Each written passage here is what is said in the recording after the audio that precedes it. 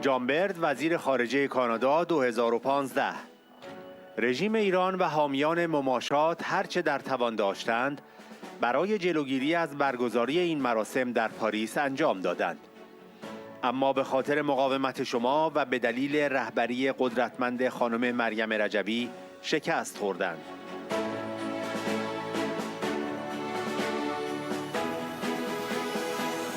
رژیم و آخوندها می‌ترسند که این رویداد و مهمتر از آن کل جنبش به طور عام تصدیق آشکاری باشد که شورای ملی مقاومت آلترناتیو این رژیم وحشی است و تمام هیئت حاکمه در تهران می‌دانند که روز حساب در راه است.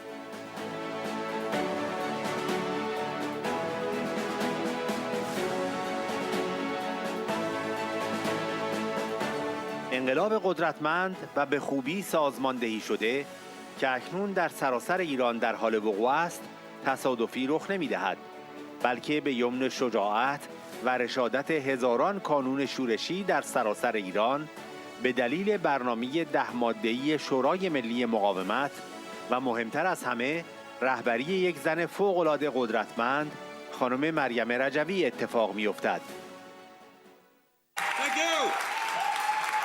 Thank you so much.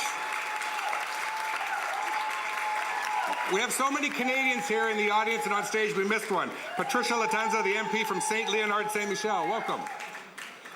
Well, it's a great pleasure to be with you here in Paris. The Iranian regime and the advocates of appeasement did everything they could to stop these events going on in Paris, but they failed. They failed because of the resilience of all of you, and they failed because of the strong leadership of Madam Meriem Rejui. And this is bad for the regime, but it's particularly bad for those who preach appeasement. And didn't Speaker John Bercow call out appeasement? You see, friends, the regime and the mullahs fear that this event, and more importantly, the broader movement, is a clear acknowledgement that those in power know the NCRI is an alternative to this brutal regime.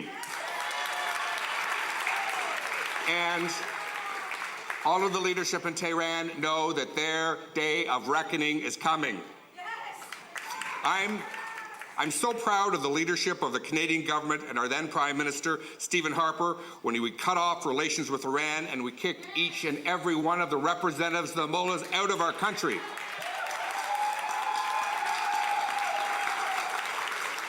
Its support of terrorism, its nuclear program, and its abysmal and deteriorating human rights initiatives were too much to handle. We didn't want to deal with them. We said enough is enough.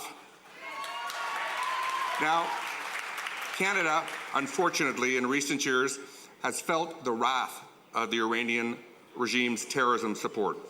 The IRG shot down flight PS-752 and brutally killed 85 of our fellow Canadians. We think of them, we think of their loved ones today. We will not forget, and we certainly will not forgive. I have a special message to those watching us inside of Iran and our friends at Ashraf 3. Freedom-loving people in every corner of this world are watching with tremendous admiration for your determination and for your persistence. We stand in solidarity with your great struggle. They also see and despise the brutal crackdown led by the mullahs and the IRGC. The world has documented their violence and the atrocities that they have committed. There will be a day of reckoning and a day of accountability. And whether it happened in 1988 or whether it happened last week, let's be very, very clear that these evil monsters will face justice, especially someone named Ibrahim Raisi. It is not, friends, it is not a question of whether, it's only a question of when this regime will fall. The resistance will win. A brighter day for the Iranian people is on the horizon, and a new government will do great things for Iran and the Iranian people. It will rehabilitate and revitalize the economy and help lift the 80% of people living below the poverty line. A new government will end the corruption, the incompetence, and the graft and theft of the nation's resources. It will focus the great wealth of the nation to the benefit of the Iranian people. The revolution that's taking place across Iran right now is strong, and it's very well organized. It's happening because of the courage and the bravery of literally the thousands of the resistance units in every corner and every town throughout Iran. It's happening not by accident. It's happening because of the NSRI's 10-point plan. And most importantly, it's happening because of the leadership of an incredibly strong woman, my friend, Madam Meriem Rejui. You know, there was a debate in the Canadian Parliament after Rouhani was elected, and we said in Canada we didn't recognize his government. And one opposition member of Parliament said, well, there was a free and fair election. How can you possibly not recognize it? Millions of Iranians went to the polls.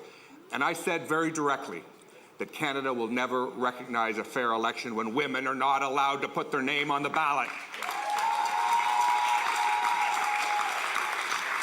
This fight for freedom, and friends, this revolution will succeed. Thank you very much, and God bless. And Canada, like many other Western democracies, is deeply divided, but the fact that we have conservative and liberals on the stage show that so many Canadians are coming together regardless of political label.